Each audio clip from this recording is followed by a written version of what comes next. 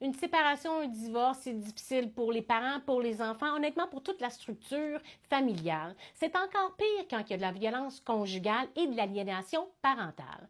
Donc, une belle décision a été rendue par la Cour supérieure qui vient pas mal expliquer si une personne peut poursuivre un autre époux ou épouse pour des dommages moraux, punitifs et également des montants pour l'aliénation parentale.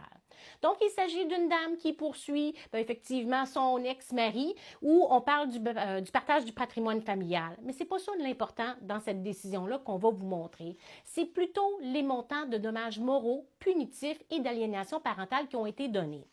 Donc, madame dit avoir été victime de violences conjugales, verbales, etc. et ils ont 3 enfants.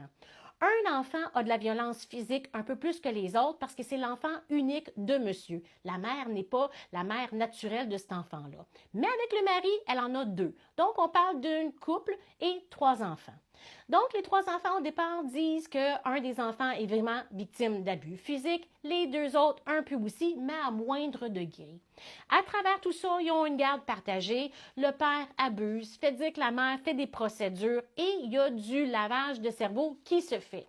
Malheureusement, les enfants finissent par prendre le bord du mari et il aura la garde complète, alors qu'on voit clairement que la juge trouve ça un peu désolant, mais malheureusement, elle n'a pas le choix, c'est le souhait des enfants parce qu'il y a eu de l'aliénation parentale.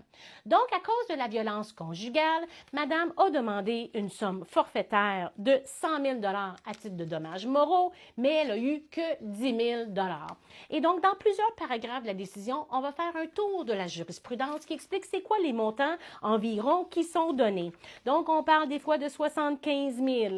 Dans une autre décision, on va également parler plutôt de montants de 30 000, 8 000, 10 000, 50 000. Mais après avoir analysé tout ça, la juge accorde 10 000 $ en dommages moraux. Le 50 000 de dommages punitifs, c'est terminé avec 5 000 $, alors qu'on sait que les dommages punitifs, c'est pour éviter qu'un comportement similaire soit répété dans la société.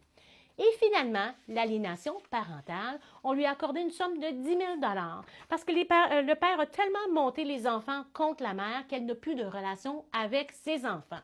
Donc, pour l'aliénation qu'on considère mère, attendez un instant, je vais vous le confirmer, aliénation mère-fille et mère-fils, à ce moment-là, une somme de 10 000 $ de dommages-intérêts compensatoires va être accordée.